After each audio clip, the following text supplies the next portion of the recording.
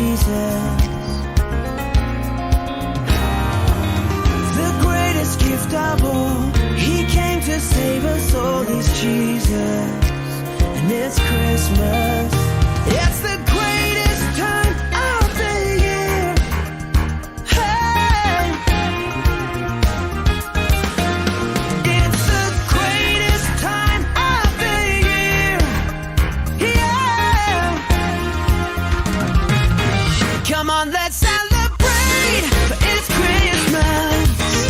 So be of good cheer, for Jesus is here. Come on, let's celebrate, it's Christmas. So everybody sing, let the music ring. It's Christmas.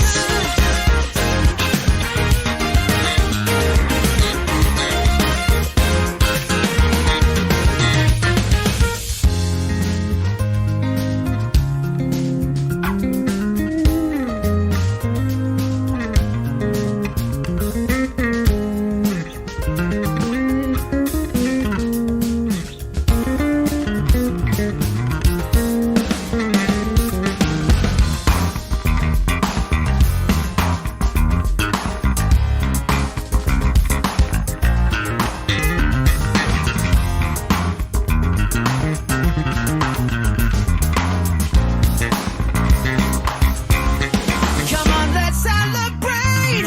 Come on, let's celebrate. It's Christmas. Be of good cheer, for Jesus is here. Come on, let's celebrate. It's Christmas. So everybody sing, let the music ring. It's Christmas. Woo! It's Christmas. I gotta celebrate. It's Christmas. Let the music ring. It's Christmas. Woo! Hey!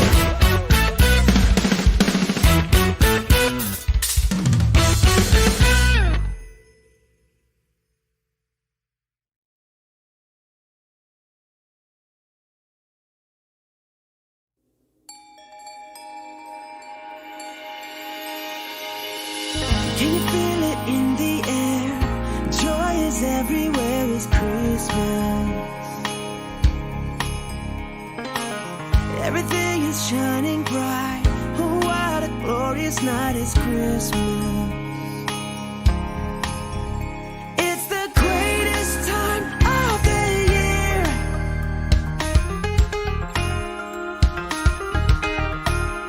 It's the greatest time of the year.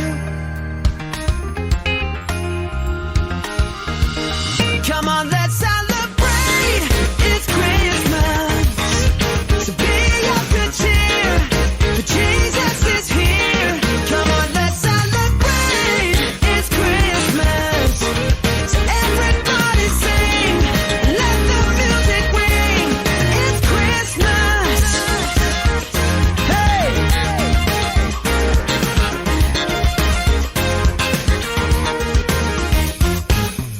There is a reason why we celebrate tonight. It's Jesus. The greatest gift of all, He came to save us all. He's Jesus, and it's Christmas. It's the greatest time of the year. Hey! It's the greatest time of the year. Yeah! Come on, let's celebrate, for it's Christmas. So be of good cheer, for Jesus is here. Come on, let's celebrate. It's Christmas. So everybody sing, let the music ring. It's Christmas.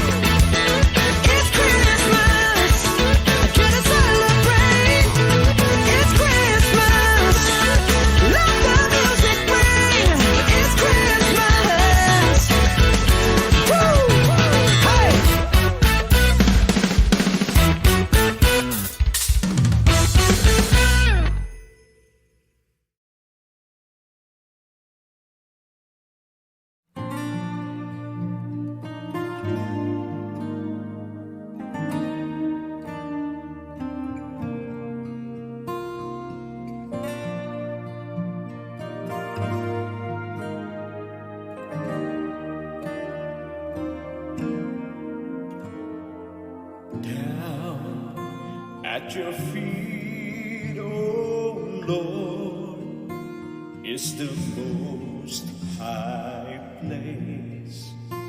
In your presence, Lord, I seek your face. I seek your face. Down at your feet, oh Lord, is the most high place. In your presence, Lord, we seek your face. We seek your face. There is no higher calling, no greater honor than to bow and kneel before your throne. I'm amazed at your glory, embraced by your mercy, oh Lord. I live to worship you.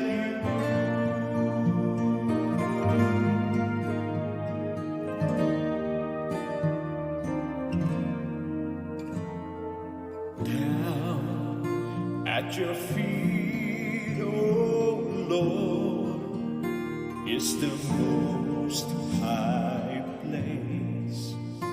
In your presence, Lord, I seek your face. I seek your face. There is no higher calling, no greater honor than to bow and kneel before your throne.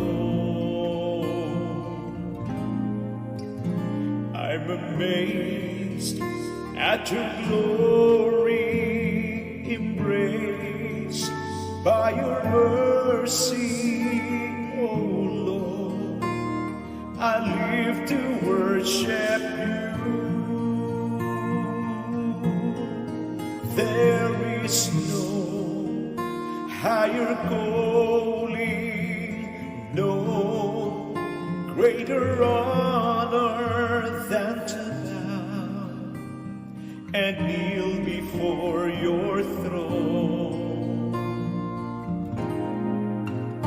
I'm amazed at your glory, embraced by your mercy, oh Lord. I live to worship you.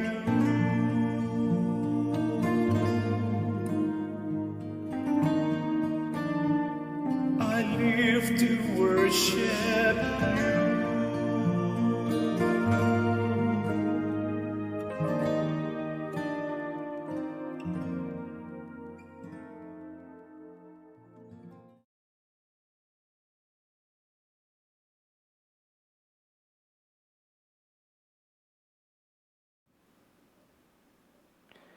Praise your name, O Lord. There is no higher calling, no greater honor than to kneel and bow before your throne. Let everything that has breath praise the Lord. You are worthy to be praised. You are worthy to be worshipped. From the bottom of our hearts, we honor you. We glorify your name. Thank you for the privilege that you've given us today to honor you, to worship you, to glorify your name. What a wonderful day. This is the day that the Lord has made. We will rejoice and be glad in it. We praise you, we worship you, we glorify your name. You are our God. And today, Lord God, we thank you for this wonderful privilege that you've given us to study your word, to listen to your word. We pray that your divine presence will be upon us. Give us divine wisdom, knowledge, and understanding so that as we partake your word, you will also enlarge the capacity of our spirit in order for us to receive the fresh manna from heaven today. We thank you and we bless you. Those who are sick, we decree healing. Those who are in need, we decree provision. And those who are in need of peace, we decree peace like a river to flow over their lives right now in the name of Jesus. And from the beginning till the end of this study, God, Holy Spirit, be our teacher, be our preacher today. Speak to us in a very powerful way and release the grace to govern and the power to prevail in order for us to receive your word and provide a right environment in our spirit so that your word will not return void, but rather it will fulfill its purpose over our lives. We thank you and we bless you. We give you praise and honor in the almighty name of Jesus Christ our Lord. This is our prayer, and the blessed people of God declare, Amen and Amen. Palakpakan po natin ang Panginoon. Glory to God. Oh, we bless your name, O Lord. Good morning po. Kumusta po kayo? Welcome po sa ating worship celebration sa Ambassadors for Christ Church International. We would like to welcome you sa mga kabubukas pa lamang ng kanilang Facebook. Welcome po. This is the day that the Lord has made. We will rejoice and be glad in it. This is a perfect day. This is a perfect day for you and me because the one who created this day is a perfect God. And this perfect God is none other than our Heavenly Father. Oh, we give you praise, O Lord. We thank you, Lord. And live rin po tayo ngayon sa YouTube. At please do share this message so that your family members, your friends, ay makakarinig din po sila ng sariwang mensahe galing sa Panginoon. So as we continue our study, we are now in the series of winning the battle from the inside out. And we've discussed, I think, for how many Sundays, this lesson is very critical and very important because as we progress in our study, nakita po natin that na-identify na natin that the worst enemy that a person or even a Christian or a believer in Christ have, and that is none other than our flesh. There are three enemies of a believer, the devil, Satan, and praise God, he was already defeated at the cross of Calvary when the Lord Jesus Christ died on the cross. And then, when the Lord Jesus Christ rose from the dead, it was a seal of Satan's defeat. So the devil is defeated forever. Pangalawa the world. So the world, ito po ay mabuting balita sa atin kasi nung nag-pandemic, nakita po natin, napakabilis lang ma-detach sa mundo. Isang pandemic lang, hindi na makalabas yung mga tao. At the same time, people are being locked down by God in their houses and they begin to call upon the name of the Lord. So the world is also defeated. But there is this one greatest enemy of all times, or the worst enemy of all times. It is none other than our flesh, our self-will. At ang dapat nating malaman, as long as we are here on earth, as long as we are alive, then we will be together with our flesh. At lagi nating tandaan, ang flesh, ayon sa ating pag-aaral, ito po ay temporal. This flesh is temporal. That is why ang desire nito are also temporal things. And the temporal things are found in the world. And the bad news is, the world is being ruled by the devil. That is why, pag isang tao, siya ay mag-give in sa kanyang flesh o sa kanyang laman, sa desires nito, then this flesh will drag him back to the world. Because lahat ng gusto nito sa world, and then doon sa world, naghihintay ang demonyo, 2 Corinthians 4:4, as the God of this world, the small g, at doon, pagka bumigay ang isang tao, mananampalataya o hindi, magiging alipin siya ngayon sa mundo ng kaaway. Kaya marami kahit mananampalataya, nagiging karnal, nagiging powerless, hopeless, because they are being manipulated by the enemy using their flesh. Kaya nga mahalaga na maunawaan natin, makinig palagi ng salita ng Diyos. Kasi ang tanong ng marami, may pag-asa pa ba, Pastor, itong aking laman? Kung ganito pala, puro struggle. Even Paul himself, one of the greatest apostle sa Bible, si Apostle Paul, nagkaroon siya ng struggle lang, sabi niya, anong gusto kong gawin, di ko magawa. At yung ayaw kong gawin, siyang aking nagagawa. It was a struggle in the flesh. At sabi niya, kawawa ako, sinong magliligtas sa akin? Purihin ang Panginoong Jesucristo dahil iniligtas niya ako sa kagagawa ng laman na ito. Paraphrasing, So, ibig sabihin, ang flesh na ito ay pwede rin pong mapakinabangan. sa halip na magiging kalaban, pwede mapakinabangan. Sabi niya sa 1 Thessalonians 5:23, may God Himself, watch me now, may God Himself sanctify you through and through, your whole spirit, soul, and body. God wants to sanctify our body. God wants to sanctify our flesh. But we need to understand that to sanctify the flesh, kumbaga, gawing pakabanalin ang laman, kailangan natin mabuhay sa Espiritu. Kailangan lumakad sa Espiritu, sumunod sa patnubay ng Espiritu, because that's the only way for a believer to be sanctified in his spirit, in his soul, mind, will, and emotion, and most especially in his body, the flesh. So ang flesh na ito, worst enemy, because hindi ito nakikipag-work with o nakikipagtrabaho sa espiritu natin. Pero pag nasanay natin siyang dalhin palagi makinig ng salita ng Diyos, nasanay natin dalhin sa pananalangin, nasanay natin dalhin sa pagpupurit, pagsamba sa presensya ng Diyos, then the flesh has the capacity and the ability to adapt the environment. Once na ma-adapt niya ng environment in the Spirit, ma-adapt niyang environment in the presence of God, ma-adapt niyang environment sa mga things of God, then, napakadali na lang ho na pumihit papunta sa kalooban ng Diyos. That is why, maraming mga mananampalataya ginagamit ng Panginoon ng malakasan. Ang mga men of God na ginagamit ng Diyos sa malakasan, kahit mga great men of God in the Bible, they have one thing in common. They had abandoned the works of the flesh, and they totally committed themselves in the service of the Lord. Nagkakanawan po tayo. And that pattern should be the pattern that each believers should follow. Even the Lord Jesus Christ, He was able to crucify the flesh. He was able to deny the flesh desires. And He submitted Himself to the leading of the Father, of His Father God. At ano pa nangyari? He was able to finish His God-given assignment. You know, kung may pinapagawa ang Diyos sa atin bilang mga mananampalataya, kahit ho gaano kaganda ito, kahit ano pang vision ang nakita natin, kahit gaano pa kaganda yung pangitain or destiny, mandato na inihanda sa atin ng Diyos, as long as the flesh is still alive, as long as the flesh ay napagbibigyan pa rin natin, hindi ng Diyos hahayaan na marating natin yung destiny, umagawa natin yung pinapagawa ng Diyos. Bakit? Because the flesh will always be a hindrance. Pero pag nalaman natin ang mga biblical prescription on how to defeat the flesh, then the flesh, once defeated, can easily be dragged, can easily be taken, can easily be led into the presence of God until one day it will adapt.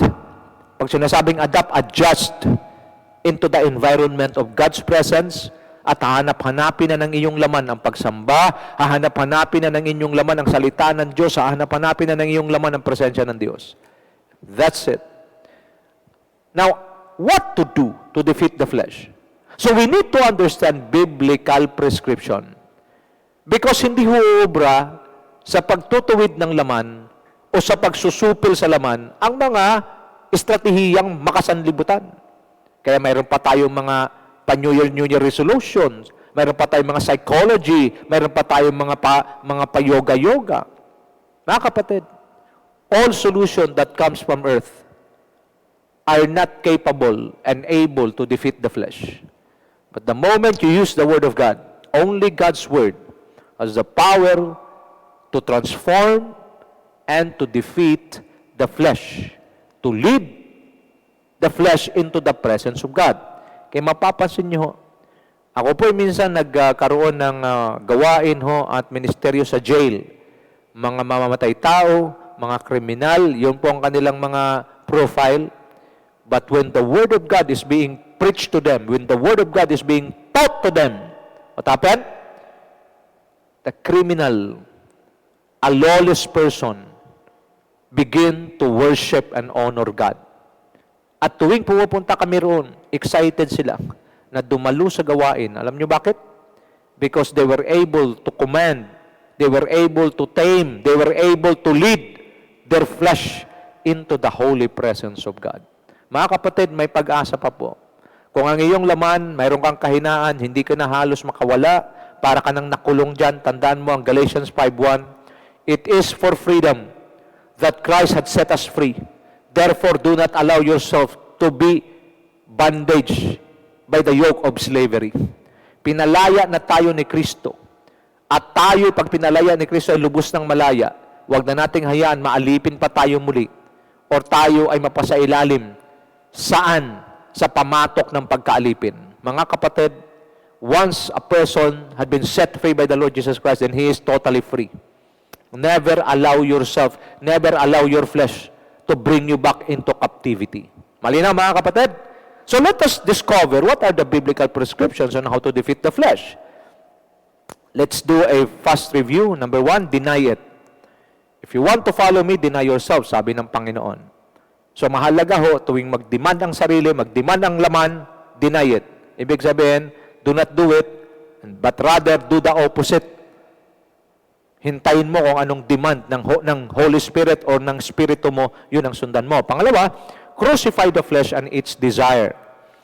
Sabi ng Bible, those who belong to Christ Jesus have crucified the flesh with its passions and desires. Sa Tagalog, mas mainam ang nakalagay sa biblical prescription, pinatay na ng mga nakipag-isa kay Kristo ang lahat ng pita ng laman, maging ang lumang pagkatao nito.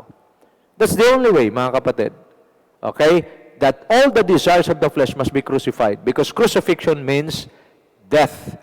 Okay? Crucifixion or crucifying the flesh simply means giving up your rights, surrendering your will to God's will, and giving up your freedom. Ibig sabihin, you become a prisoner for Christ or prisoner of Christ. A prisoner, the moment a person get in prison, mayroon dalawang bagay na nawala sa kanya. O tatlong bagay. Una, yung kanyang will, dahil na siyang kalooban, under siya ngayon, subject siya sa authority ng nagpreso sa kanya. Pangalawa, yung kanyang kalayaan, no more freedom. Pangatlo, yung kanyang karapatan. So makikita natin, the moment we crucify the flesh, we simply give up our rights before God, we surrender our will to God, we give our freedom to God, at ang sinasabi natin, Lord, my wish is your command. Whatever you say, I will do. Yan ho ang nangyayari. Kaya, isa sa matalas na biblical prescription to defeat the flesh is to crucify the flesh. Okay? Pangatlo, live for God's cause and God's sake. Galatians 2:20. So, pinapakita po rito na dapat tayo nabubuhay para kay Kristo na lamang. Kung tayo man ay nag-exist ngayon, sabi ni Pablo, I've been crucified with Christ. Namatay na akong kasama ni Kristo. At ang nabuhay ngayon ay hindi na ako, kundi si Kristo nang nabubuhay sa akin. I really pray to God that every believer, every Christian, naintindihan po ito. Ang pagiging Kristiyano, hindi po sa pagbabalik sa dati nating pagkatao at dati nating pamumuhay. Kundi ang pagiging tunay na Kristiyano ay ang pagkamatay sa lahat ng nasa ng laman at nasain ang nasa ng Diyos at ng Espiritu Santo. At hindi na tayo ang nabubuhay, kundi si Kristo nang nabubuhay sa atin. Kung tayo man ay buhay ngayon, mabubuhay tayo for God's sake and for God's cause. So live for God's cause, live for God's sake, live for Christ. Number 4, offer ourselves to God. Ibig sabihin, total surrender to God. Romans 12:1 and 2. So pinapakita natin, kung tayo ay lubos na sumuko sa Diyos, mabilis at madali nating malaman ang kalooban ng Diyos, madali nating malaman kung ano ang naisin ng Diyos at kung ano ang ibig ng Diyos na gawin natin habang tayo ay nabubuhay dito sa lupa bilang mananampalataya ni Kristo. Panlima, letter E, be a slave to righteousness. Not allowing any part of your body to be used by the enemy to commit sin. We were saved by God from sin. God expecting us to live a holy life.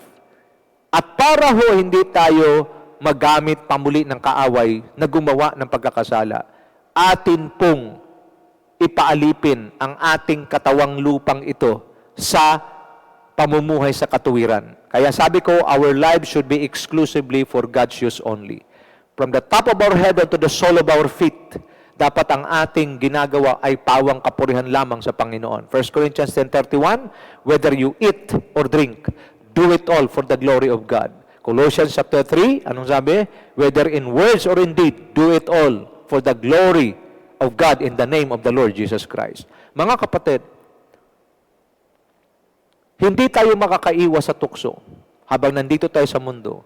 Temptations, afflictions, anything in this world, we will have trouble. But if we are a slave to God, to the righteousness of God, what will happen? No matter what trials, what difficulties we're going through, if we are a slave, pag sinasabi ko slave of righteousness or slave of God, ano mangyayari? We have a master. At ang sabi sa binasa natin noong nakaraan, kung sino ang sinusunod mo, yan ang master mo. If we follow God the Holy Spirit, then He is our master. God is our master. But the moment we follow the flesh, we follow the sins that the flesh really likes or love, what happened? Sin is our master. And sin is a very worst bad master. But God is a very best master. He will always lead us to His wonderful plans and purposes, and He will make us holy and righteous. So be a slave of righteousness. Do not allow any part of your body to be used by the enemy to commit sin against God. Because every time we commit sin against God, we are sending a message to Him that He needs to be crucified once again on the cross. Tandaan niyo po mga kapatid, minsan lang napako ang Panginoong Jesucristo sa krus ng Kalbaryo at kailanman hindi na ito mauulit. Once and for all, He died on the cross, and then once and for all, we should stop sinning in order for us to give honor and glory to what He had done at the cross of Calvary. Amen? Palakpakan natin si Lord. Glory to God. Okay, letter F. Live in holiness. Another powerful prescription in order for us to defeat the flesh and its desires. Live in holiness. This is God's divine calling to all His people. But 1 Peter 1:15-16, but just as He who called you is holy, so be holy in all you do. For it is written, be holy because I am holy. Alam niyo mga kapatid, sa totoo pong kalalagayan, never na magkasundo ang tao at ang Diyos. Dahil ang Diyos ay banal, ang tao makasalanan. But because of God's unfailing love, because of God's unconditional love for men, anong kanyang ginawa? Sinugo niya ang kanyang bugtong na anak, banal na anak ng Diyos, walang ibang kundi Panginoong Jesucristo. Nagkatawang tao, pero hindi siya ipinanganak sa gawa ng tao, kundi sa gawa ng Espiritu. Espiritu Santo. So ano pa nangyayari? The Lord Jesus Christ has the nature of God. At the same time, He has the nature of man. But the difference is, the nature of man that He carries is a pure man. That is why pure, sinless. Okay? Kaya nga siya ang pinili ng God Holy Spirit na magdadala kay Lord Jesus Christ is none other than a virgin. And then that virgin woman in the name of Mary ay wala po siyang contact with any man, and he got pregnant through the prophecy and declaration of God, Holy Spirit. Nakita niyo ha? That is why the Lord Jesus Christ is holy, and He is the only sacrifice that will suffice, that will satisfy the longing of God and the requirements of the law. Nagkaunawaan po tayo. Ang purpose bakit ang Panginoong Jesucristo namatay sa krus ng Kalbaryo para ibalik sa atin ang image and likeness of God na nawala dahil sa pagkakasala ni Adan at ni Eva. Ano ito? Holiness. What is holiness? The character or characteristic of God. One of the characteristics of God. That is why mahalaga ho na maunawaan ito ng bawat mananampalataya. Once you got born again, you are now being connected. You are now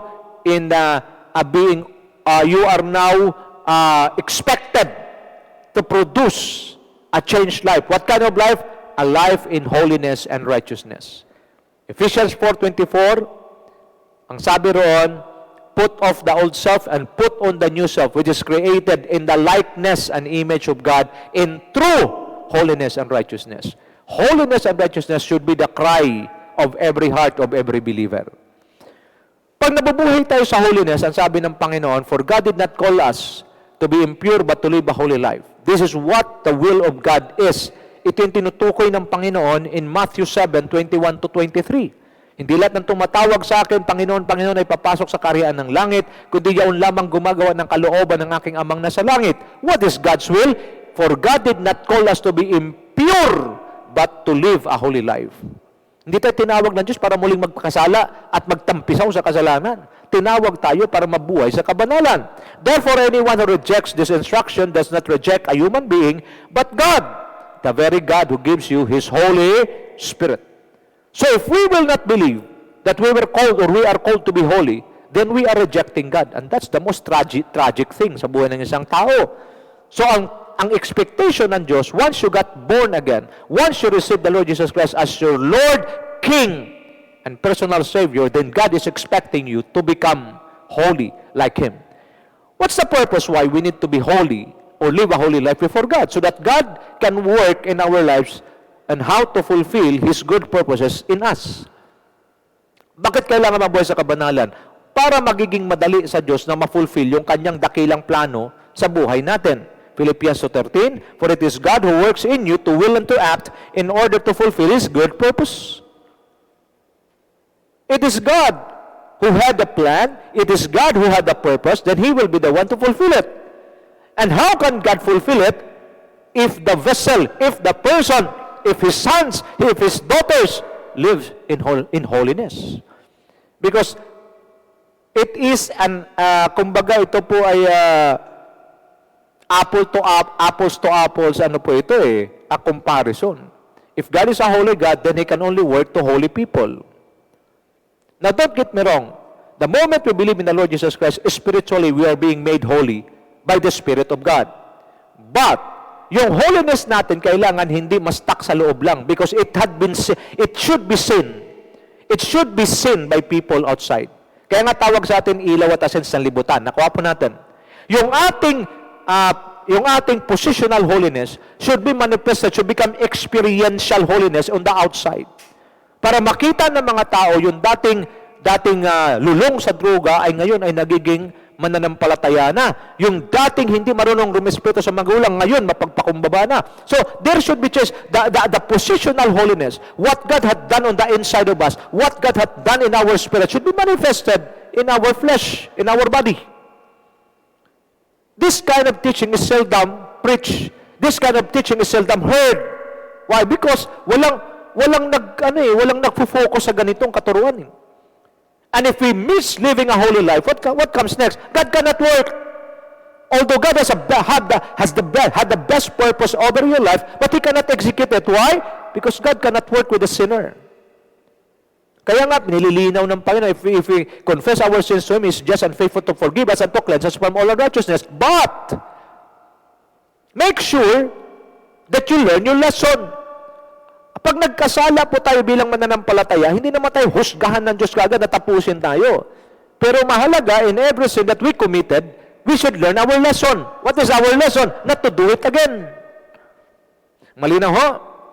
Because it is God who works in you to will and to act. Siya ang maglalagay sa iyo ng kalooban, siya rin ang maglalagay sa iyo ng biyaya para magawa mo ang kanyang mga mabubuting layunin. Now, if you will not live a holy life, what comes next? Then He cannot work in you. He cannot work in you. And if He cannot work in you, then all your efforts will become useless. Yung palagi sinasabi ni Pastor Wilbert, all our effort will be bound to fail. Ano pa? Why we need to live in holiness? So that God can work in our lives to fulfill His good purposes in us. And we know that in all things, God works for the good to those who love Him, to those who are called according to His purpose. Even if the unfavorable situation, kahit hindi maganda yung nagaganap, kahit hindi maganda yung surroundings, but because you are living a holy life, then God is free. God is free to what? To move. God is free to work. God is free to turn the table towards your favor. Alam nyo, kaya maganda ho, nakikita natin, maraming mga mananampalataya, dalawang bagay ho ang nangyayari sa pandemic na ito. Marami ho, nag-resign sa kanilang ministeryo, yung iba, nawala sa Panginoon, yung iba, nagsara yung mga simbahan. Yan ang sad truth, sad reality.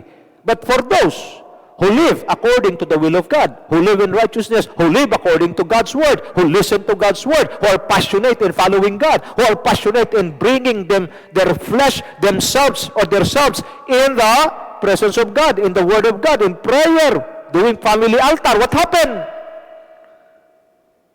It seems that they are not affected with this pandemic. Rather, they excel. Nakakatuwa nga ho, marami nagpapagawa ng simbahan, mga nagkakaroon ng sasakyan, pinagpala. These are just simple manifestation. But in their spirit, they knew that God is working. Mga kapatid, napakahalaga nito pinag-uusapan natin. Because even if the pandemic is almost over, kasi we're about to, ang sabi ng WHO, nakokontrol na ng Pilipinas. Mayroon man, kung 2.5% na lang yung affected or infected, yan ay kumpara sa maraming gumaling. So, ibig sabihin, almost na-reach natin ng herd immunity. But it doesn't mean na nangyari yun, ganun-ganun lang. God wants to fulfill something. Alam niyo mga kapatid, living in holiness is God's desire for His people. Because when a person lives in holiness and righteousness, then God can easily can easily perform, He can easily execute the best plan that He has for every believer. God, you know, God has a best plan for you. But first things first, you need to deny the flesh, you need to crucify the flesh, you need to be a slave of righteousness, you need to live for God's cause and God's sake, so that it will be easy for you to deny the flesh and walk in holiness and righteousness, so that God will be able to execute, perform, and do His best plan over your life. Watch me now. It doesn't mean na ikaw ay naging mananagumpay or achiever ka sa iyong mga ginagawa dito sa lupa. If you are not living a holy life, if you are still being a victim or a slave to your flesh, pagdating sa kasalanan, lahat ng achievements mo, basura lang yan sa harapan ng Diyos. Because all the things, or our achievements in this world, is good as nothing. Because it will not become a merit. It will not count on the day of judgment. Magtapatan po tayo. On the day of judgment, only the things that you do for God will count. The rest, garbage. Kaya pansinin niyo si Pablo. In Philippians chapter 3, ano sabi niya? Kung ako ay magyabang, mayroon akong karapatang magyabang. Bakit? Ako'y Hudyo, sa lahi ni Benjamin. Ako'y Pariseo, ako'y Iskriba, member ng council, persecutor ng mga Christians. Ang dami niyang achievement. Paul is also a disciple of Gamaliel. Alam niyo, pag ikaw ay nagiging disipulo ni Gamaliel, bigating ka. Ganon ang mga kalibre ni Pablo. Pero ano sabi niya? Watch me now. Lahat ng ito ay kinonsider kong basura. Sa ibang translation, dumi. Yan ang sabi niya. Lahat ng ito, walang kwenta. Makilala ko lang si Kristo. You know, hindi ipapasulat ito ng God, Holy Spirit kay Apostle Pablo kung ito ay hindi mahalaga. He considered everything rubbish. Sa ibang translation, he considered everything as garbage just to know Christ. Mga kapatid ko kay Kristo,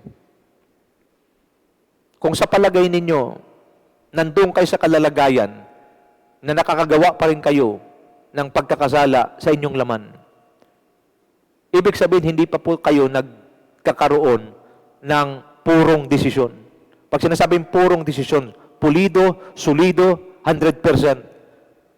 Desisyon na sumunod sa Panginoon. Desisyon na talagang sabihin, Lord, ako ay iyong-iyo. Mula ulo hanggang talampakan, espiritu at kaluluwa, maging katawan, iyong-iyo. And the moment na hindi ka pa rin gagawa ng desisyon at patuloy mo pa rin pagbibigyan ng iyong laman, ikaw na rin ang nag-a-abort sa iyong magandang kinabukasan. Dahil ang Diyos bilang Ama natin sa langit, maganda ang kinabukasan na inihanda niya sa bawat isa sa atin.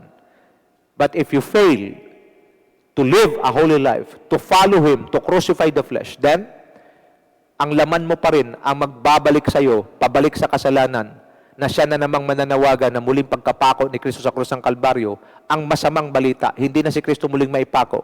At ang lahat na nakatikim ng mabuting balita, lahat na nakatikim ng mabuting salita ng Diyos, lahat ng nakaranas ng ministeryo ng Banal na Espiritu, pag bumalik pa rin sa pagkakasala, then it's their loss. At ang sabi ng Bible, hindi ako may sabi, Hebrews chapter 4, imposible, or Hebrews chapter 6, imposible na sa kanila makabalik. That is why this kind of teaching should be shared. This kind of teaching should be heard. Because marami ho mga nagtuturo dun eh. Walang pwedeng banal. Basta the more you commit sin, the more the grace abound. That is demonic. It is not in the Bible. Ang sabi ng Bible, shall we continue sinning so that grace may abound? Sinagot ni Pablo, by no means, no. That is why mahalaga ho ang tamang pangangaral, ang tamang salita ng Diyos. Simple lang malaman eh. Kailan nyo malalaman na tama yung pangangaral na napakinggan nyo? Dinadala kayo sa katotohanan, dinadala kayo palapit sa Diyos. hindi tinutolerate yung inyong mga kasalanan, that is a clear indication that the one preaching the Word of God to you is accurate and he is a God-sent messenger. But the moment na ikaw nasa kasalanan, hindi ka man lang naistorbo, hindi ka man lang nabulabog, at nasa kasalanan ka, bagkus natuwa ka pa, you better check what you are hearing. Because a true messenger of God will make the comfortable uncomfortable. Because he will be used by God to push the strong believer to become stronger. At yung mga nasa kasalanan, tiyak, ang mga nasa kasalanan parang sinisilaban. Pag ang kanilang napakinggan ay isang tao na may dala-dala ng accurate at tunay na salita ng Diyos. Yan, ganun lang po kasimple. Bakit ko sinasabi? Because one of the greatest weapon that the enemy will launch before the coming of the Lord Jesus Christ or the return of Christ is the spirit of deception. That is why ngayon pa lang, ma-establish mo ng katotohanan sa buhay mo. Para tuwing makikinig ka ng salita ng Diyos, fine-tune na ang iyong espiritu. Pag nakikinig ka, klaro sa iyo na ang pinapakinggan mo, tao o mga ngaral na galing sa Diyos. But the moment you're still giving yourself or your flesh a chance to deceive you, a chance to what? To go back to the world, then deception, the spirit of deception will swallow that person. Ano pa? Pursue Christ-likeness, the ultimate destiny. Romans 8:29, for those God foreknew, He also predestined to be conformed to the image of His Son. The ultimate destiny of every believer. Mga pastor, kapwa ko po pastor, mga kapwa ko manggagawa, huwag po nating ilihis ang katotohanan. Lahat ng tao na sumampalataya kay Kristo, ang kanyang ultimate destiny. Hindi yumaman, hindi magparami ng miyembro, magpalaki ng simbahan, magpalago ng ministry, although maganda lahat yan, kailangan muna niyang marating at kanyang nasain, kanyang prioridad ang mabuhay katulad ng Panginoong Jesus. Why Jesus? Because only Jesus defeated the devil. Only Jesus disarmed the enemy. Only Jesus was able to destroy all the works of the devil. That is why we were predestined. We are predestined to be conformed in His likeness. For what reason? Because what the Lord Jesus Christ had started, the church will be the one to finish. The Lord Jesus Christ had already seated at the right hand of God in heaven. And we are still here on earth, and the devil is here on earth. Patuloy na naghasik ng kanyang lagim, patuloy na naghasik ng kanyang kasinungalingan. Who will stop him? Who will demolish him? Who will destroy his works? It is none other than the church. That is why the people of God, the church, was called and predestined to be conformed in the likeness of our Lord and Savior Jesus Christ, in order for us to destroy the works of the enemy. Malinaw ba, mga kapatid? 1 John 2:6, whoever claims to live in Him, he or must live as Jesus did. Living like the Lord Jesus Christ is non-negotiable. Hindi mo pwedeng ikatwira na hindi ko pa kaya kasi hindi ako siguro ganun. Siguro it will take time. Hindi it will take time. You need to give time. Living like Him. You need to immerse yourself in teachings that are accurate. Teachings that will cut off all fleshly desires, all sinfulness in your life. 1 John 4:17, in this world, this is how love is made complete among us, so that we will have confidence on the day of judgment. In this world, we are like Jesus. On the day of judgment, we have nothing to fear, because we are living like Him, and in this world, we are like Him. We are like the Lord Jesus Christ. Ano ang kanyang priority? Para ho malinaw sa atin, mananampalataya, please listen to me carefully. If you're a Christian, you're a believer of the Lord Jesus Christ, His food is to do the will of the Father. Ang kanyang priority ay ang kalooban ng Diyos, hindi ang kanyang kalooban. Unlike Christians today, marami ho nananalangin sa Diyos, ginagamit ang Diyos. Panginoon, tulungan mo ako makapunta sa ibang lugar. Tulungan mo ako, Panginoon, makuha itong aking pangailangan. You are using God. That's a wrong kind of prayer. You can express it, pero ang tama at accurate na pananalangin, katulad ng Panginoon, not my will, but let your will be done. My food is to do the will of the Father. Samantala mga alagad, kumakain ng mga tinapay at mga natural na pagkain sa laman. Pero sabi ng Panginoon, pinakita niya, pwede akong hindi kumakain. Actually, si Lord hindi kumakain, hindi nakakain ng time na yun. Pero siya ho ay napalakas sa paggawa ng kalooban ng Diyos. Ito ho ang Christ-likeness. We set aside our personal interest, we set aside our dreams, we set aside everything that we want just to give way and just to do and implement the will of God. Pangalawa, sabi niya, to finish the work assigned to Him. The Lord Jesus Christ is willing to set aside Himself. Hindi ho siya nag-asawa. Siya ho ay nabubuhay at the age of 3.5 years, binuhos niya lahat sa paglilingkod sa Diyos. Pero bago siya nag-minister, pinaglilingkuran niya at ginampanan niya ang kanyang tungkulin bilang anak na panganay ni Jose at ni Maria. So makikita natin, the Bible says in Luke 2:52, and Jesus grew in wisdom and stature in the favor of God and favor of man. Makikita po natin, habang lumalaki ang Panginoong Kristo, hindi pa siya nagsimula sa ministry, kalugod-lugod na ang buhay niya sa Ama. That is why nung siya na-baptize, ano sabi, this is my beloved Son in whom I am well pleased. Watch me now. We should aim a life pleasing before God. Kasi pag nabubuhay tayo ng buhay na kalugod-lugod sa Diyos, nagbubukas ang langit para sa atin. How can you live a pleasing or a life pleasing before God if you are not living a holy life? Kung patuloy pa rin natin pagbibigyan ng laman na ito, anong gagawin nito? Dadalhin tayo nito palayo sa Diyos. At huwag na kayo magtaka. Yan talaga ang gusto ng laman. Basahin niyo ang Galatians 5:16-17. This flesh doesn't like God. This flesh doesn't want the works of the Spirit. Kaya nga, they are in contrary with each other. Anong gusto ng Spirit, ayaw ng laman. At hindi ka pwedeng ihiwalay mo yung laman mo sa Spirito mo. Because the definition of death is the separation between body and spirit. Kailan ka lang makakawala sa laman na to? Pag ikaw ay patay na. Pero habang buhay ka, God sent me to you para ipaalam sa iyo, pwedeng maging alipin ang laman ng Espiritu kung magde-decide ka ngayong umaga na i-deny ito, i-crucify ang lahat ng gusto nito. Mabuhay ka for God's sake and God's cause.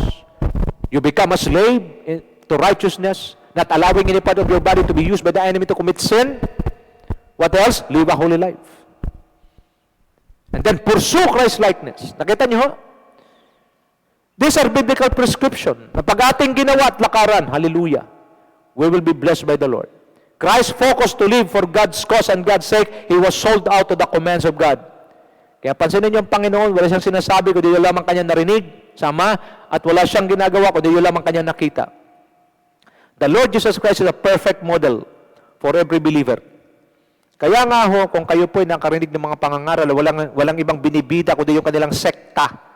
Walang ibang binibida kundi yung kanilang mga doktrina. Walang ibang binibida kundi yung kanilang iglesia. You better think twice or leave that place. Because sa isang tunay na pangangaral, walang ibang tinataas dapat at walang ibang pinapagaya at walang ibang dapat sundin at perfect model ay walang iba kundi Panginoong Jesucristo. A preaching without mentioning Christ Jesus as the perfect model, without mentioning that every believer should live like Him, is a false teaching. Why? Because every teaching should be Christ-centered. A teaching that is not Christ-centered, it would be a man-centered, a church-centered, a doctrine-centered, and it is not from God. Every teaching should be Christ-centered, leading people to live like the Lord Jesus Christ. Because the Bible says in 1 John 2:6, those who claim to be in God must, non-negotiable, okay, must live as Jesus did. The Lord Jesus Christ is the perfect pattern. And watch me now, only the Lord Jesus Christ is pleasing before God, no one else. That is why we were mandated by the word of the living God to live like Him, so that when we face God, He will be pleased in our lives. Tingnan niyo ang Panginoong Jesucristo. Dahil sobrang lugod ang Ama sa Kanya sa langit, sobrang nalugod sa Kanya nung nandito siya sa lupa. 5 tinapay, 2 isda, 5,000 nakakain, lalaki lang. Dahil sa sobrang lugod ng Ama sa Kanya dito sa lupa, kahit halos ilunod na ng demonyo yung kanilang bangka, natutulog lang ang Panginoon. Ano pong pinapakita rito? Ito ang missing link sa bawat iglesia. na hindi na pinapangaral at hindi na rin natututunan ng bawat mananampalataya, kundi kung ano-ano ang ating mga pinag-aaralan at kung ano-ano ang ating mga tinutuklas na mga kasabihan o mga katuruan sa Biblia, hindi ho masama. But we should understand, watch me now, we should understand what is the priority of God in the life of every believer. Matthew 6:33, seek ye first. Alam nyo, kahit grade 3, maintindihan eh. Ano ang isisik mo? Ano ang pagsumakitan mo una sa lahat, higit sa lahat? Pagharian kayo ng Diyos, His kingdom. Kingdom, composed of two words, king's domain. Paghahari ng Diyos. At ang paghahari ng Diyos, pag naganap sa buhay mo, pinaghaharian Kanya kung ano siya, ganun ka. He is holy, then you are holy. He is righteous, then you are righteous. He is godly, then you are godly. And His righteousness, in everything you do, do what is right at all times. Whether anyone is looking at you or nobody is looking, do what is right. At anong kasunod? And all these things shall be added unto you. Ano ibig sabihin? Lahat ng kailangan mo para matapos mong assignment mo. Lahat ng kailangan mo para matupad ang magagandang plano ng Diyos sa buhay mo. Lahat ng kailangan mo para matupad ang Jeremiah 29:11 sa iyo. Don't claim it if you are not living a holy life. Tatalbog lang yung Jeremiah 29:11. But for those who live a holy life, who crucify the flesh, who honor God, who deny the desires of the flesh, what will happen? They live, they're being ruled by God, they live in righteousness, at what comes next? All their needs will be given to them. Wala dapat naghihirap na mananampalataya eh. Wala dapat nag-struggle na mananampalataya. Bakit? Kung tama ang pamamaraan. Kaso marami nabubuhay pa rin sa gusto ng laman at pinagbibigyan ng laman. And then you're claiming you're a believer, you are deceiving yourself. Why? Because there is no manifestation of God's work, there is no manifestation of God's powerful manifestation of God's work and God's transformation or self-transformation. Walang transformation na nangyayari sa buhay. So ano mangyayari? Sa halip na magiging kaluguran, nagiging katitisuran. These are the kind of messages that every believer should know. Letter H, another prescription, biblical prescription, how to defeat the flesh is to access the grace of God in the life of the grace of the carrier of your grace. So Ephesians 3:2, surely you have heard about the administration of God's grace that was given to me for you. Another way or another prescription of the Bible for you to defeat the flesh is to access God's grace. Where? In the life of your pastor. To access God's grace in the life of the carrier of your grace. Sino ba itong carrier ng grace? Ito yung nagsusupply sa'yo ng spiritual nourishment on a regular basis. Siya yung naggagabay sa'yo, nag-oversee ng kaluluwa mo, siya yung nagbubukas ng mata mo sa ginagawa ng Diyos, nagbubukas ng tenga mo para marinig mong boses ng Diyos, nagbubukas ng puso mo para madaling sumunod at malambot na sumusunod, nagpapaturo sa Diyos. Yan ang trabaho ng grace carrier. And the moment you access God's grace, if you are able to access the grace of God, then you will live under an open heaven, and you will be able to do what God wants you to do, and you will become what God wants you to be. Your success is entrusted by God to the carrier of your grace. Trust Him. Madali magtiwala sa Diyos. Sabi ng Panginoon sa John 14:1, believe in God, believe also in me. Bakit? Alam na ni Kristo ang dilema. Ang mga tao madaling magtiwala sa Diyos. Bakit? Kasi ang Diyos hindi nakikita at hindi sila sinasaway. Pero nahirapan sila magtiwala sa kanilang mga pastor. Alam niyo bakit? Kasi nakikita nilang pastor, tao rin lang nagkamali. Opo, walang perfectong pastor. Pero huwag niyong kalimutan ang katotohanan. Ang grasya na kailangan mo para marating mo ang destiny mo, para magawa mo pinapagawa ng Diyos sa iyo, diniposito ng Diyos sa iyong pastor. Another truth, even your success in life was also deposited by God in the life of your pastor or his servants. Watch me now. Sabi sa 2 Chronicles 20:20b, have faith in the Lord your God, and you will be upheld. Have faith in His prophets or in His servants, and you will be successful. Building you strong in the Spirit, it is God's responsibility. It is God's joy to uphold, patatagin ka. But when it comes to success, the Lord, the Spirit of the Lord, told Jehoshaphat and all the Israelites, have faith in His prophets. Ibig sabihin ng have faith. Okay? Magtiwala. sa kanyang mga propeta, sa kanyang mga lingkod, and you will be successful. Maybe you are praying to God, Lord, I pray for success, I pray for successful ganito.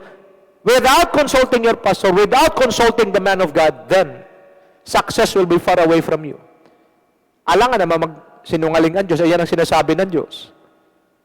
That is why a strong and accurate connection to the carrier of your grace will enable you to access God's grace in the life of your pastor. Halimbawa, ako yung pastor nyo, kayo ang aking kongregasyon, ang grasya na kailangan nyo para magawa ninyong pinapagawa ng Diyos, para yung success sa buhay ay maranasan ninyo, kailangan nyong ma-access sa buhay ko. Paano nyo ma-access? You have to be strongly and accurately connected to me para ma-access nyo.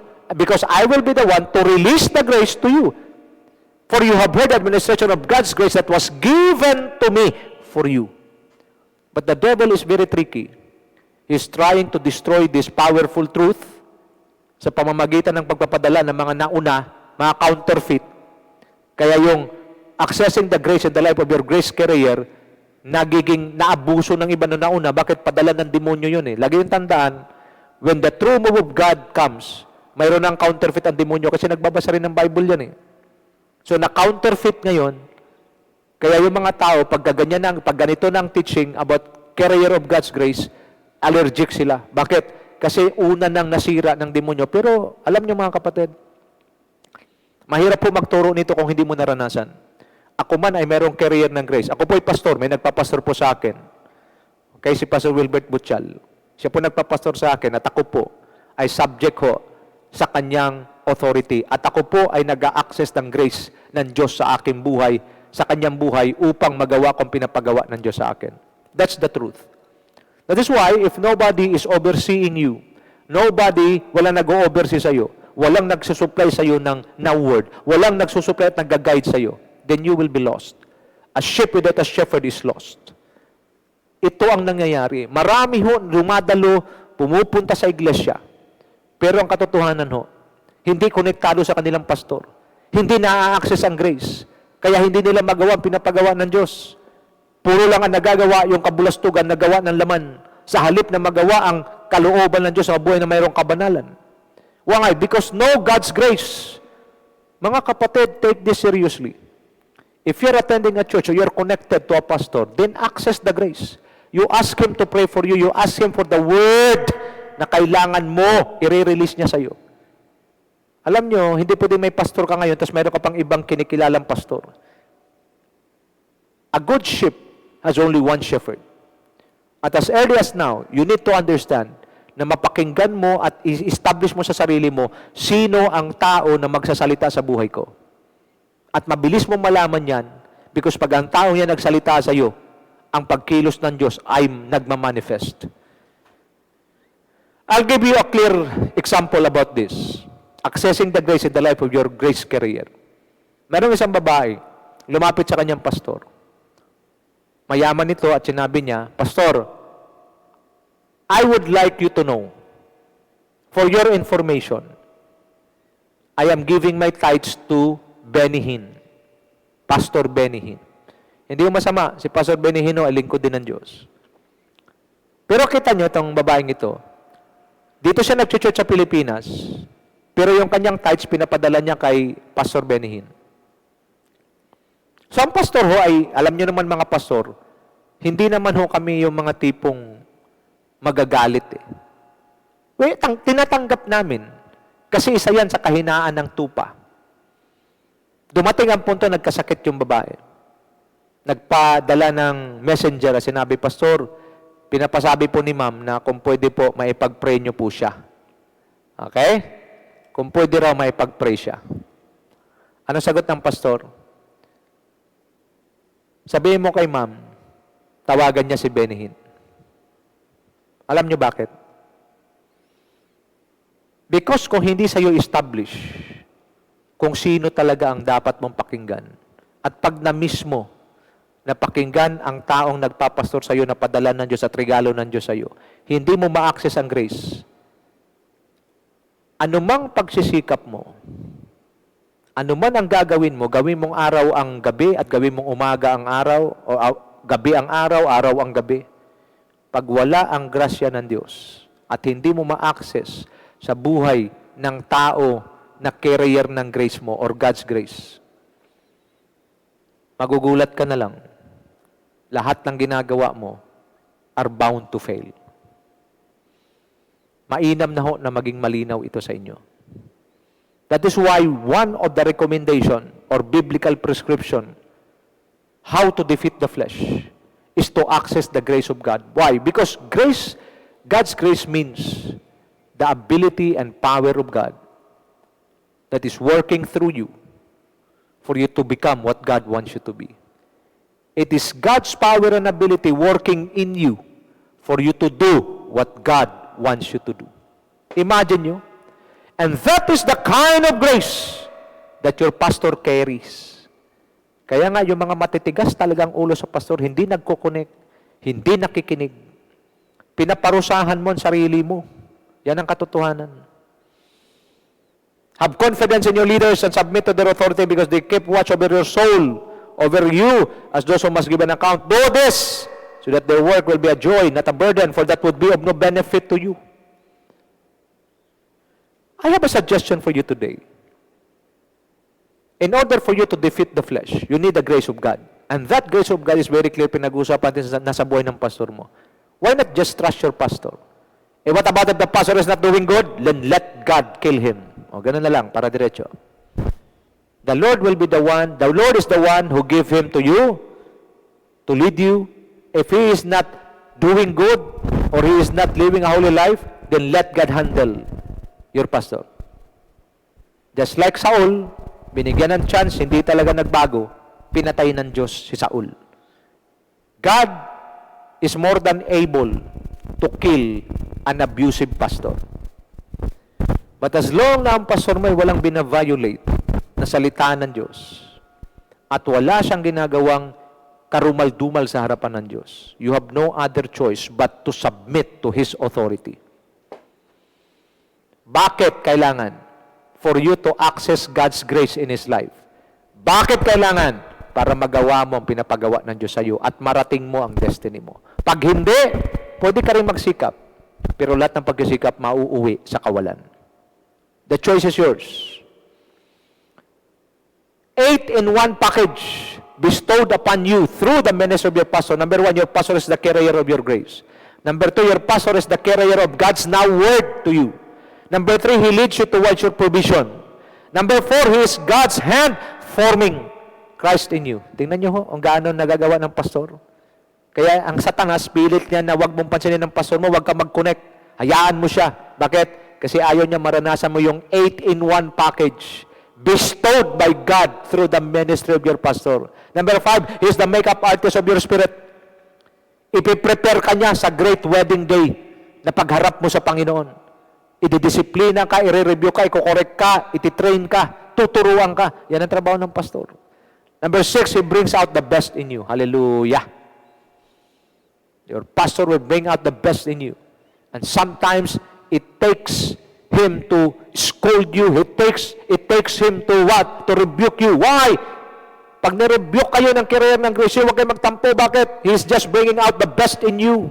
Number 7 is the depository of God's success intended for you. Ganyan sinasabi ko kanina. Ang tagumpay mo nasa kamay ng pastor mo. You can just imagine that. You can just imagine that. If no one is teaching you like this, you will not know. And then you keep on bringing yourself or leading yourself away from your pastor, you are killing yourself. Ang tawag mo dyan, suicide. God wants you to be successful. And that success was the strategies of becoming successful had been deposited already by God in the life of your pastor. Trust in His prophets, in His servants, and you will be successful. That is why the devil is leading you away from your pastor. Sinisiraan ng demonyo yung pastor mo, gamit din ng mga tao na wala rin connection sa pastor mo. Ano mangyayari? Magsasama-sama kayo, kawawa kayo. Number 8, he is the overseer of your soul. Who will give an account? Sino ang magsasabi sa mga pinagagawa mo sa lupa pagdating ng judgment? Pastor mo pa rin. Ngayon, kung hindi ka konektado, bagkus abusado ka pa sa kanya, ano mangyayari? Eh talagang ikaw ang mapuputukan bandang huli. You know, mga kapatid, without this kind of revelations, people will just continue in their foolish way. But the Lord will not allow it to happen. God is a God of order, and He will do everything just to stop this kind of lawlessness in the life of every believer or in the church. Hindi na Lord papayagan na magpapatuloy ito. He will really send powerful, strong, and bold preachers to expose the truth. Whether you like it or not, whether you love Him or hate Him, He will expose the truth. Because the truth, only the truth will set us free. The quality of our connection to the carrier of our grace and now determines the quality of our obedience and submission to the word and will of God. It secures the quality of God's provision over our lives and His protection against the works of the enemy. Now let me explain to you what are the principle of connection. Number one, connection to God. 2 Corinthians 8:5, and they exceeded our expectation. They gave themselves first of all to the Lord, and then by the will of God also to us.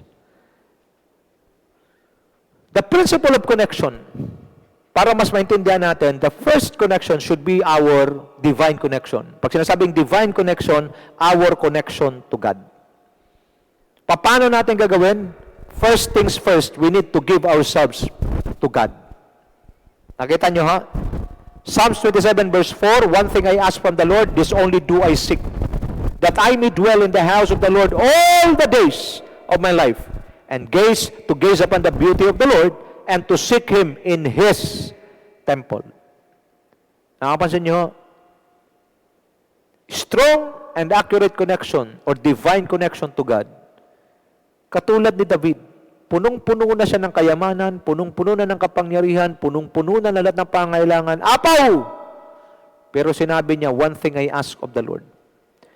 This only do I seek, that I may dwell in the house of the Lord all the days of my life, to gaze upon the beauty of the Lord and to seek Him in His temple. What does it mean? Establishing divine connection.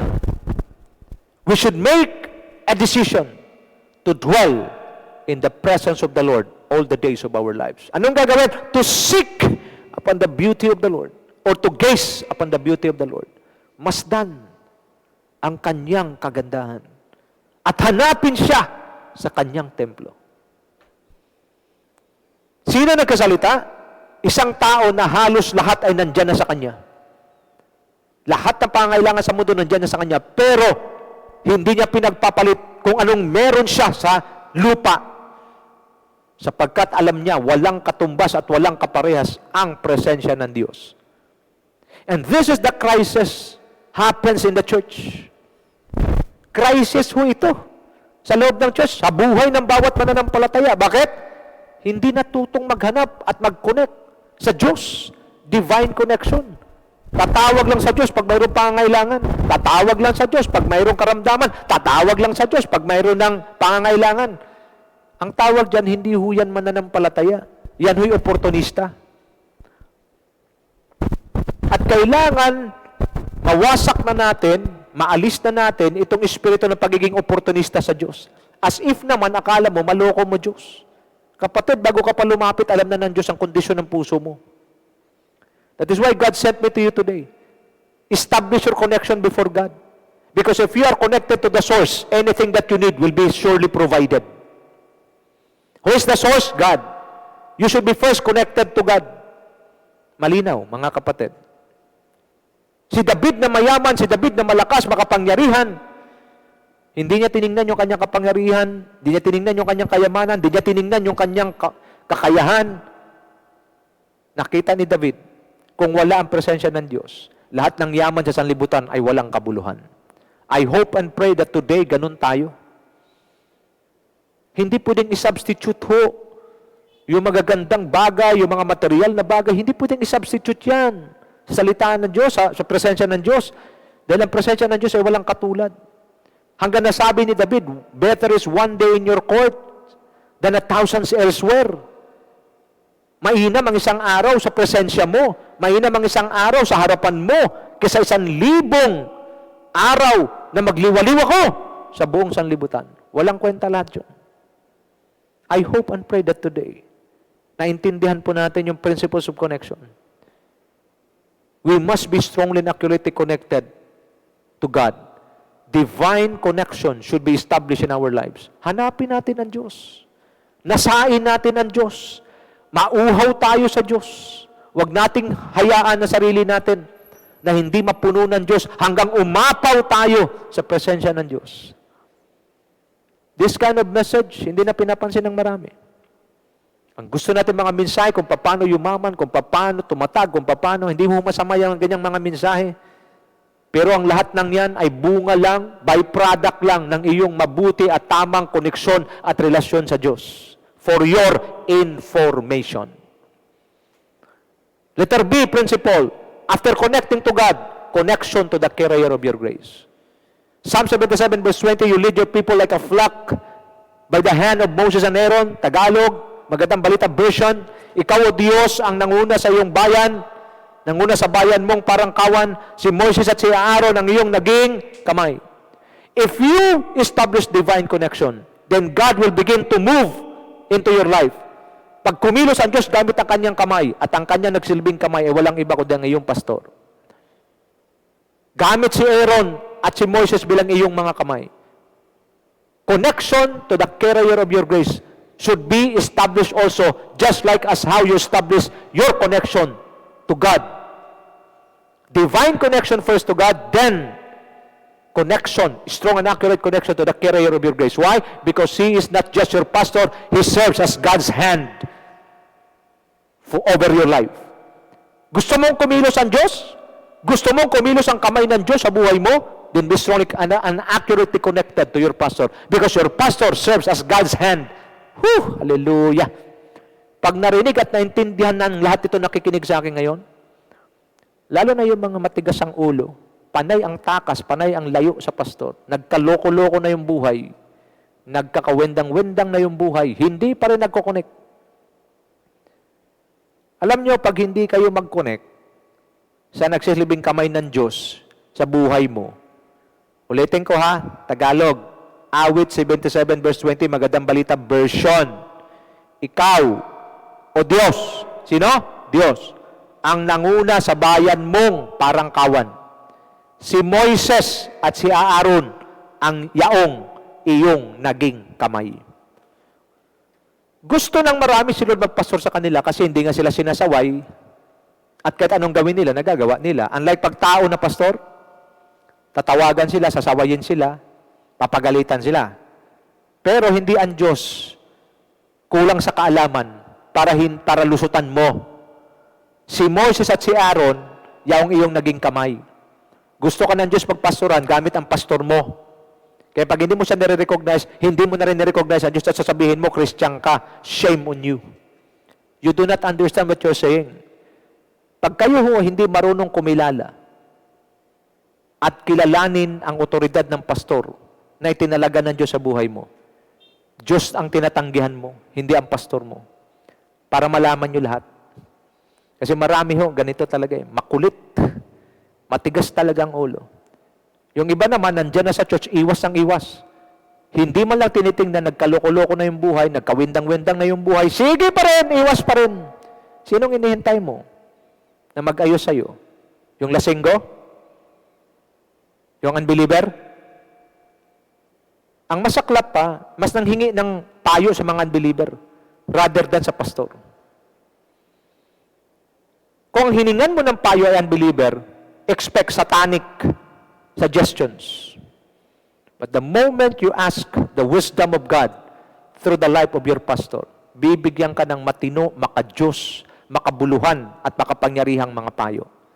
Mag-isip-isip kayo mga kapatid. Masyado ng sinasamantala, sinalaula ng demonyo ang buhay ng maraming mananampalataya because of this ignorance. Ignorante masyado. Hindi alam ang pinaggagawa. Access. Yan ho. First, divine connection to God. Next, connection to the carrier of your grace. In the church, it is your pastor. Wala nang iba. Kung mayroon ka mang isang tao na prioridad mong lapitan, prioridad mong sangguniin, prioridad mong hinga ng tulong sa church, pastor mo. Huwag ka na magbida-bida lumapit na kung kani-kanino. Satanic suggestion lang ang makukuha mo. Because God will not speak to anyone else in the church, but He will only speak to His servant. Period! Ngayon, pag hindi ka konektado, anumang pray ang gagawin mo sa Diyos, sasabihin sa'yo ng Panginoon, matagal na kitang sinagot, pumunta ka sa servant ko. Kaso panay ang iwas mo, panay ang pagkasarili mo, then suffer the consequence. Iba sa inyo, nasa consequence na yun. Yung iba, consequences pa. Understand the Word of God today. Open mo lang yung heart mo, ha. Huwag kang mag-inarte na nasasaktan ako. Open ka lang para mas mabilis ang healing mo. Di ba, pag nadapa yung bata, lalagyan ng martayulit, lalagyan ng gamot, masakit yun. Tiisin mo lang. Kasi habang binubuhos yung martayulit, binubuhos yung alcohol, binubuhos yung betadine, masakit talaga. Pero yung sakit na yun, pinapatay noon ang mga mikrobyo. Masakit talaga. Nagkamali ka eh. So masakit talagang rebuke. Pero pag pakinggan mo ang rebuke, tama puso mo, susunod ka, magpasakop ka, mag-connect ka, mabubuhay ka. Sigurado yun. Connection to the carrier of grace, since you have heard, surely you have heard about the administration of God's grace that was given to me for you. Ephesians 3:2. 1 Timothy 1:14, the grace of the Lord was poured out on me abundantly. Ulitin ko, lahat, kailangan natin ng grasya ng Diyos para magawa natin ang kanyang kalooban. And the only way for you to do what God wants you to do and to become what God wants you to be, you need to access the grace of God in the life of your pastor. Wala na hong ibang paraan. Wala nang ibang paraan. Mag-fasting ka man, mag-prayer and fasting ka, 40 days, 40 nights in 1 month, di ko alam kung paano mo gawin yun. You miss the point. You better hear what the Spirit is saying. Iko-quote ko lang. Those who have ears, let them hear what the Spirit of God is saying. Letter C, principles of connection. Connection to the church and brethren. Hebrews 10:24-26. And let us consider how we may spur one another on toward love and good deeds, not giving up meeting together, as some are in the habit of doing, but encouraging one another.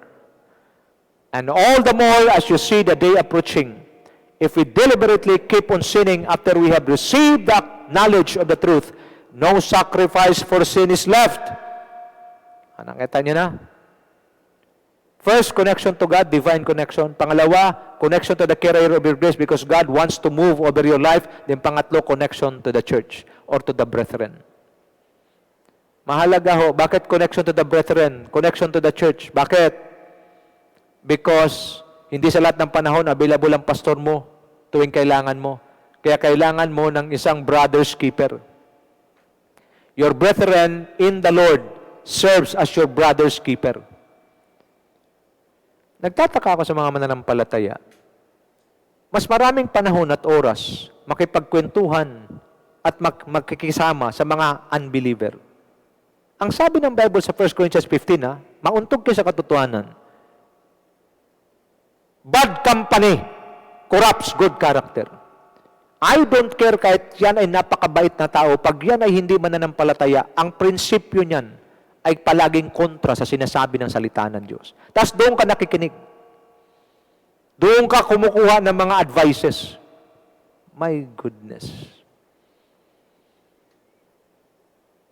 You should be strongly connected to God, to the carrier of your pastor. If your pastor is not available, mayroon kang brother's keeper.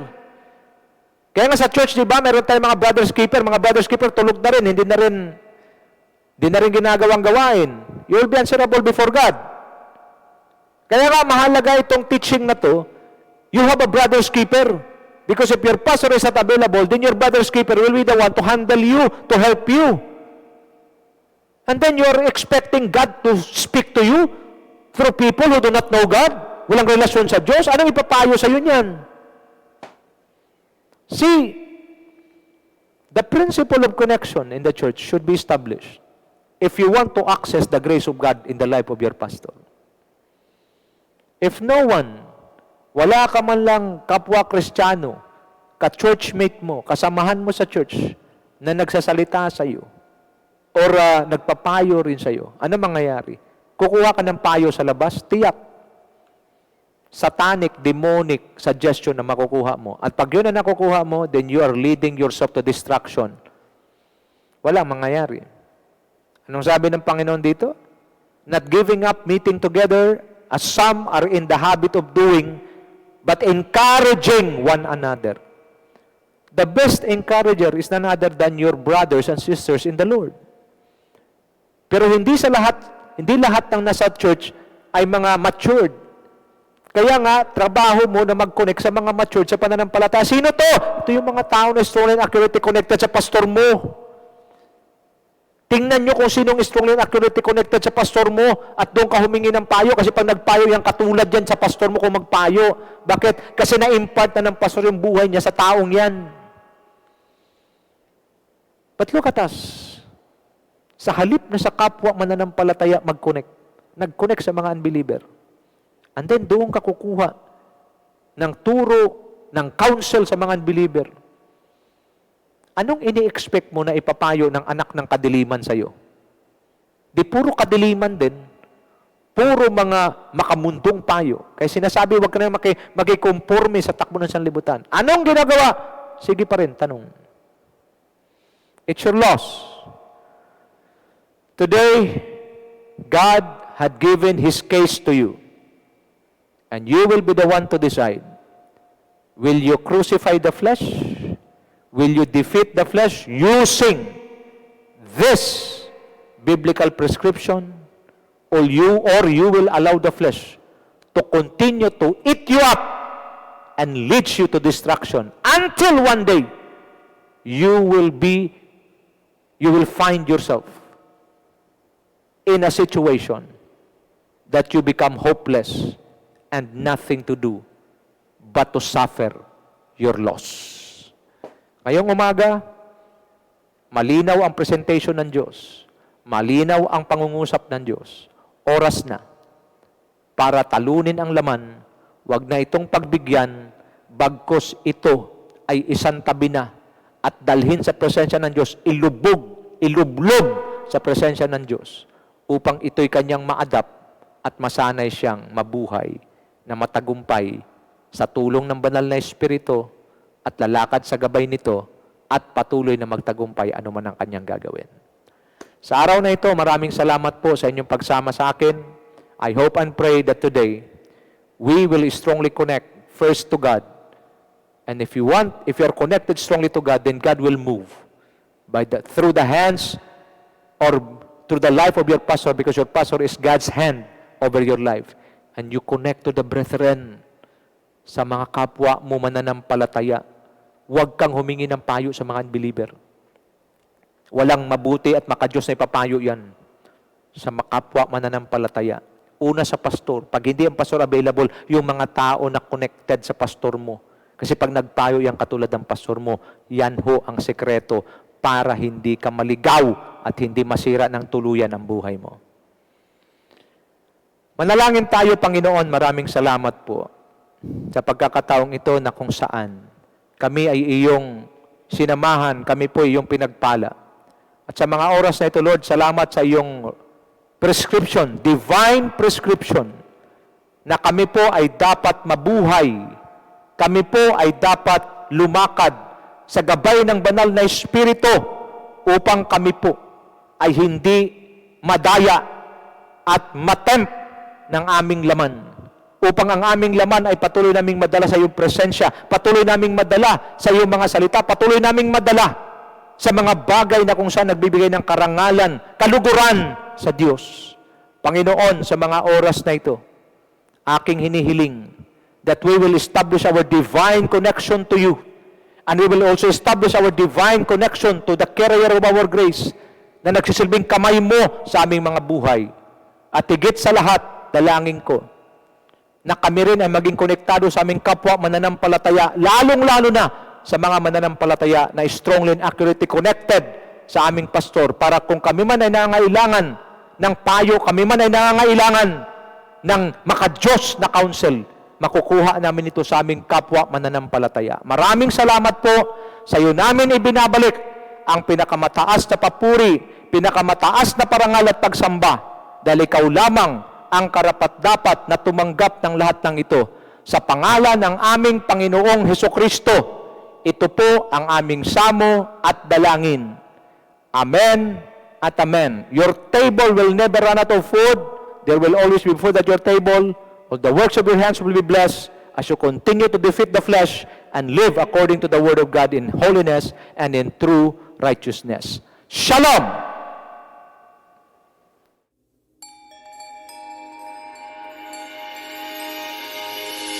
Can you feel it in the air? Joy is everywhere, it's Christmas. Everything is shining bright. Oh, what a glorious night, it's Christmas. It's the greatest time of the year.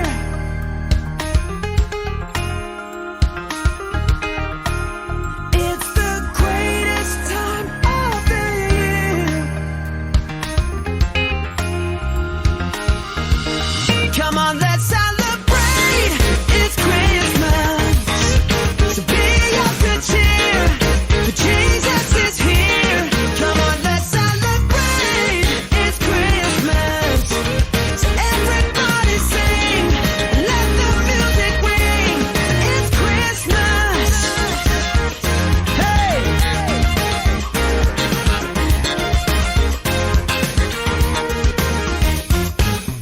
There is a reason why we celebrate tonight. It's Jesus. The greatest gift of all. He came to save us all. He's Jesus. And it's Christmas. It's the